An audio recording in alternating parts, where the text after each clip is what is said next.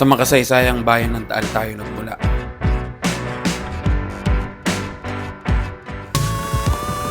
At ngayon sa syudad naman ng Batangas ang punta natin.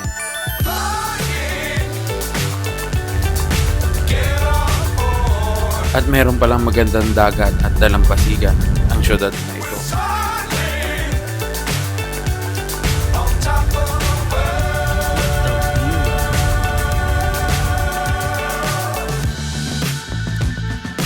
Dangerous times, don't fly too high.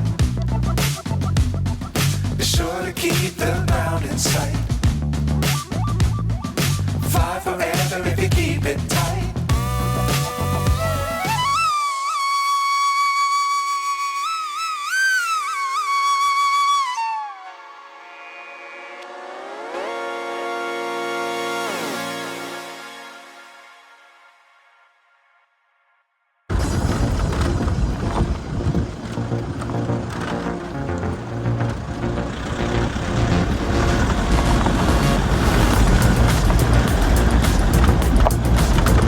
Sampung araw natin iikutin ng probinsya ng Batangas.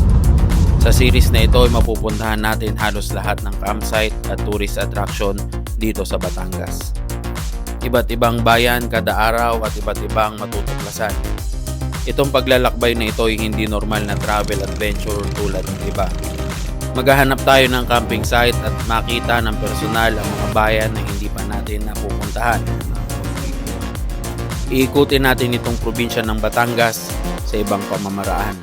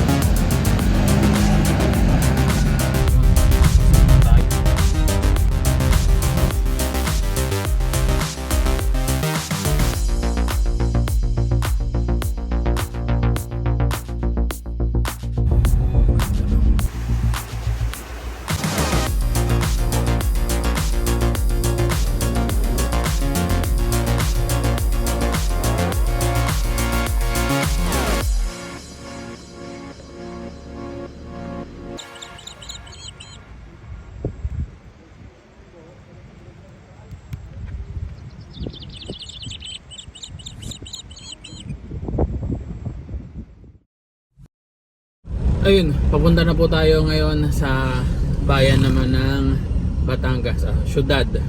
Sorry. Syudad po. Syudad ng Batangas. Mag-overnight din tayo doon. Maghahanap din tayo ng camping site. Dito na tayo sa intersection ng Papier. 20 minutes pa. Babaybayin lang natin yung coastline ng Batangas City.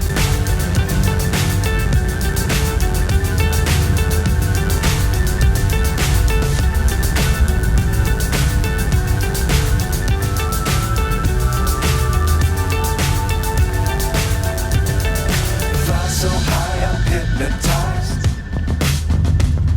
What's up is down, what's left is right. Chasing stars and holding you. I can't see the end, but we'll see it through.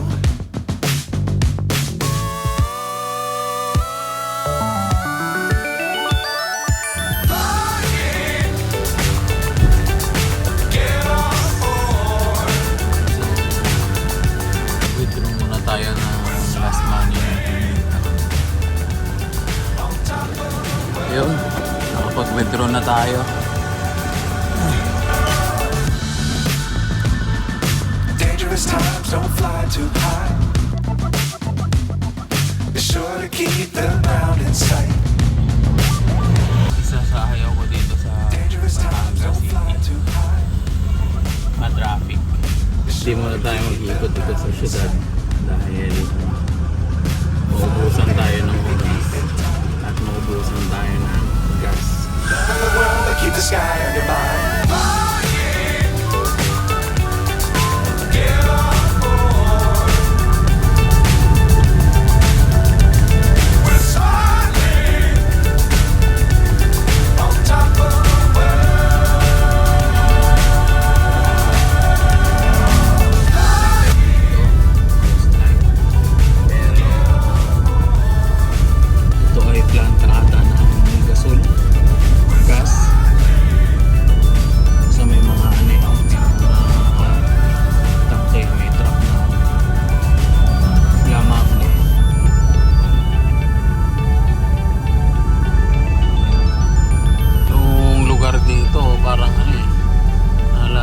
tahimik yung dating.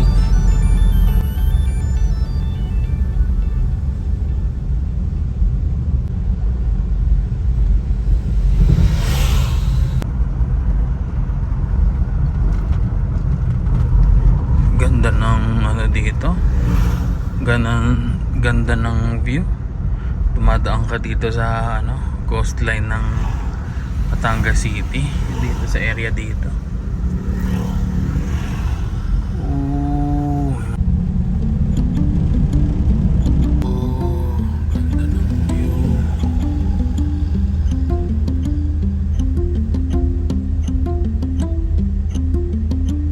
Yan, malapit na tayo.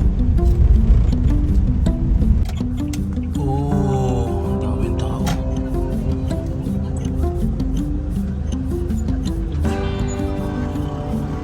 Puno ang sasakyan.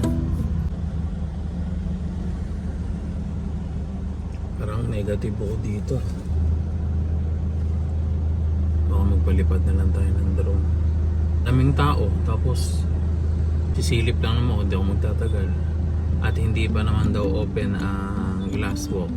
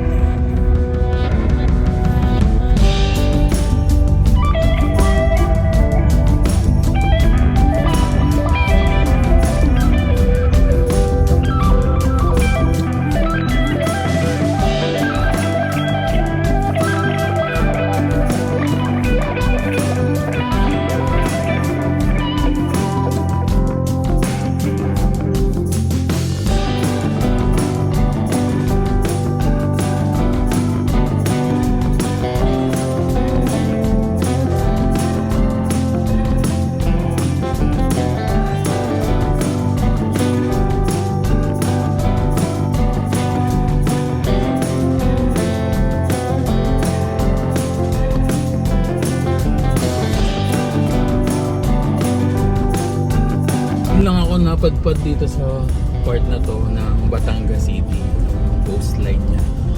Ang ganda pala. Ang ganda. Dayuin nyo minsan tong lugar na to. Ang ganda. Madalas kasi doon lang ako sa city. Madalas din yung nakikita natin sa mga TV or vlog sa YouTube. Puro city. Ang ganda pala dito.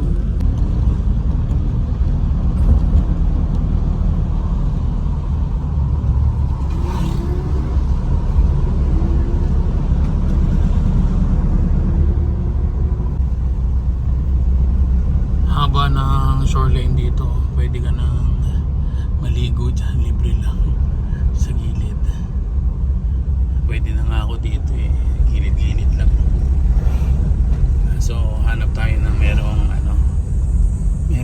CR naman para makapagbanlaw tayo ng mayos-ayos. Ito, may kubo-kubo.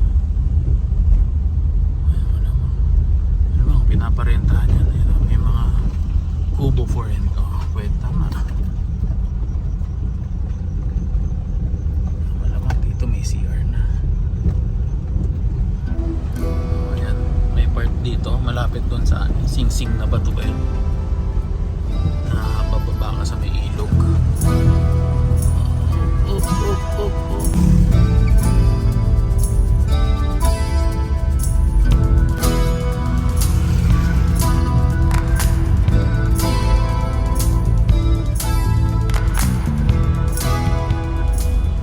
na igilid lang yung sasakyan dito.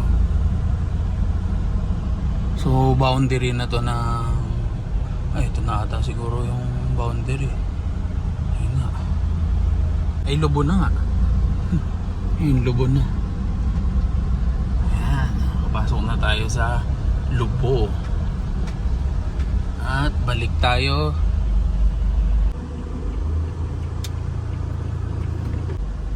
So, balik na tayo doon. Boundary na nga ng lubo. So, doon lang tayo sa Batangas City. Dahil bukas dito naman tayo tatawid. Parang maganda na pwestuhan to. So saan kaya yung may-ari? Ito, pwede na rito. Ganitong kubo na to. Ganda. Tingin ko ganito rin yung mga camping site sa Dubo. Tatanong ko lang tayo kung pwede to mag-stay dito, babayaran renta yung parking. Yun na lang talagang kulang. Mga permit Oo. taas. Oo, nakausap ko yung bantay. Pwede daw. Ikot tayo ulit. Pasadahan uli natin to. So ito yung tinanungan ko kanina. Yung kubo na yan na malaki. Mga 1.5 daw. Pero ano na yun, madami na. Nagtitipid ka, pwede nga dyan sa gilid-gilid lang. Ayun o. Ano si ate.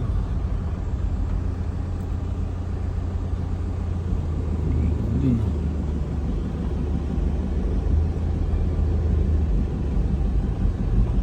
Ito, may nakapark na L3. Tapos, ayun, naliligo sila sa baba. Mga pang tipid to.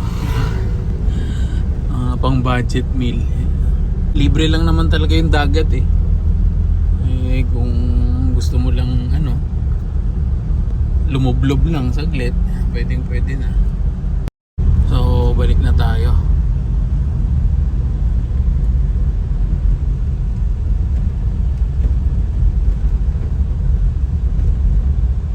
Ayun.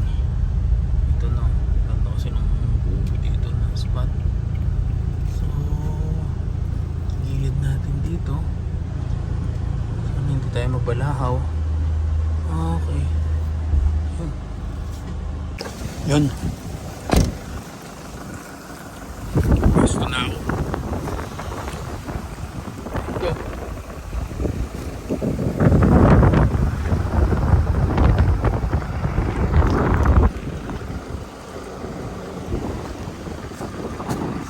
Yun. Ganda ng dagat. Ligo tayo mamayang hapon.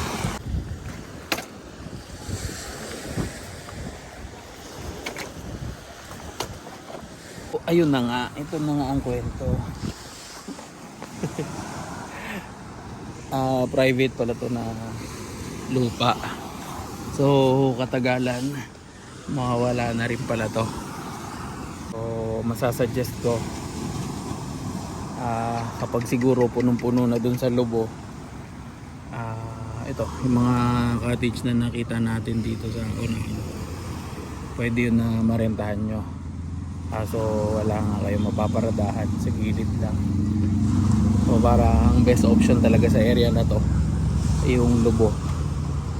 Makikita natin bukas.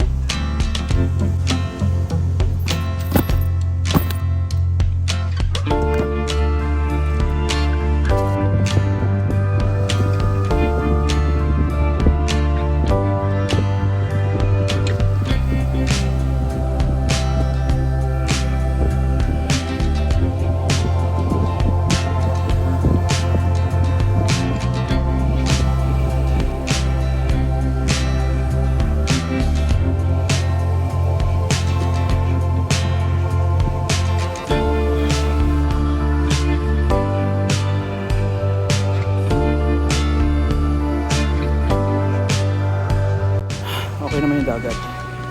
Malinaw. Legit na dagat. Maalam.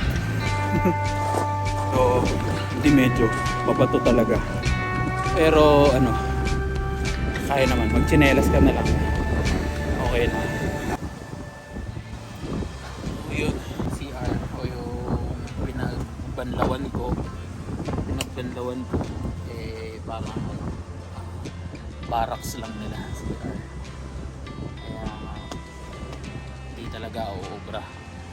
Gustuhan ko nga lang talaga itong spot na to, itong area na to, kaya dito ako pumesto. Ayun yung CR. So, hindi ko na ipapakita yung loob kasi ano, privacy na nila yun. Tapos ito pala, collapsible na ano, drink basket sa Shopee. So, tingin ko magagamit niya to. Dito ko na isushoot ko na lang itong mga sabon, shampoo, toothbrush. Pag magbabanlaw ako, dito ko ilalagay itong mga tuyo. Tapos pagkatapos, yung mga basa naman, ipapalit ko dito. Tapos nga, pwede rin siyang ano, timbanga na tubig. Mag-iigib ka ng tubig. Sa banyo, isasampay mo lang na ganyan.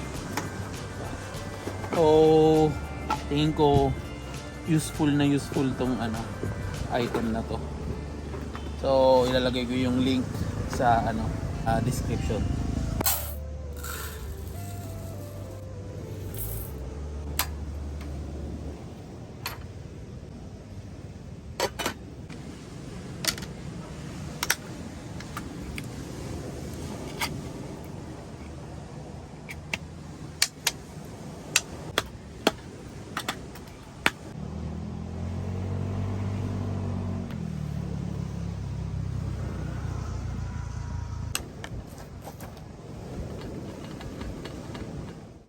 Nagluluto ako, napahinto tuloy ako dahil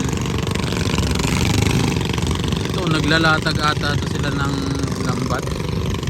Ako lang, makichismis tayo.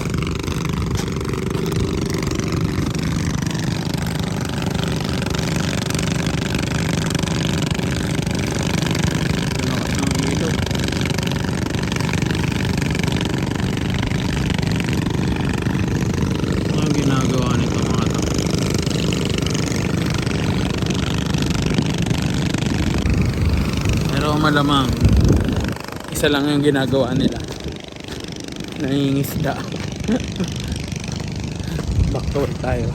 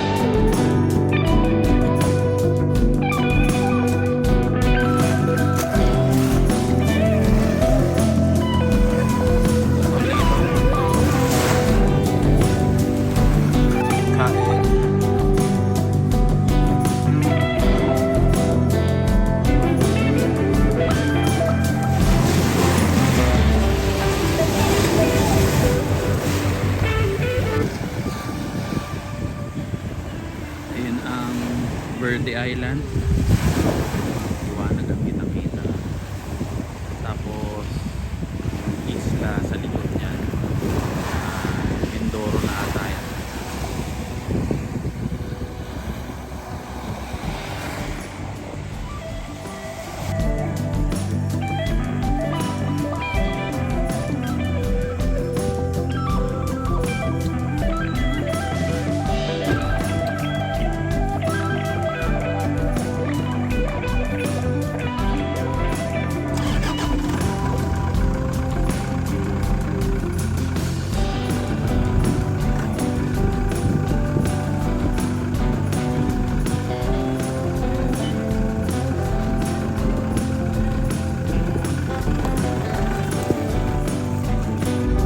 Anak ng lubo. So, yan. Pasok na tayo sa bayan ng Lubo. Alois.